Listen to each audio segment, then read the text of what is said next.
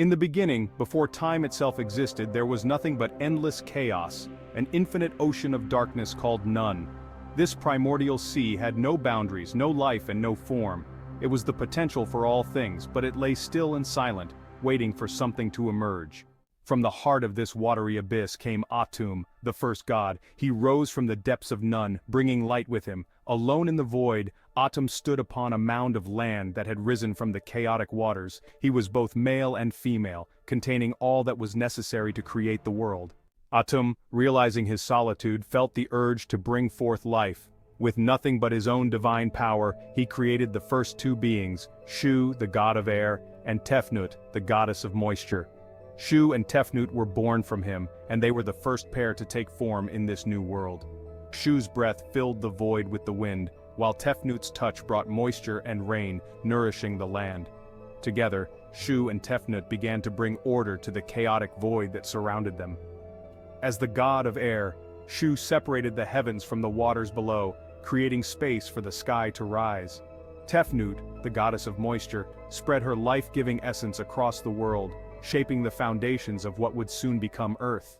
From their union, two more gods were born, Geb, the god of the earth, and Nut, the goddess of the sky. But Geb and Nut were so deeply in love that they clung to each other tightly, with the sky resting directly upon the earth. Their embrace kept the world confined, and life could not flourish in such a state. Seeing this, Shu, their father, intervened. With his great strength, Shu lifted Nut, arching her high above Geb. The sky was pulled upward, stretching far above the earth, creating the vast space between the heavens and the land below. Nut, now arched above, became the night sky, her body adorned with stars, while Geb remained below, becoming the fertile earth. From this separation the world was finally born.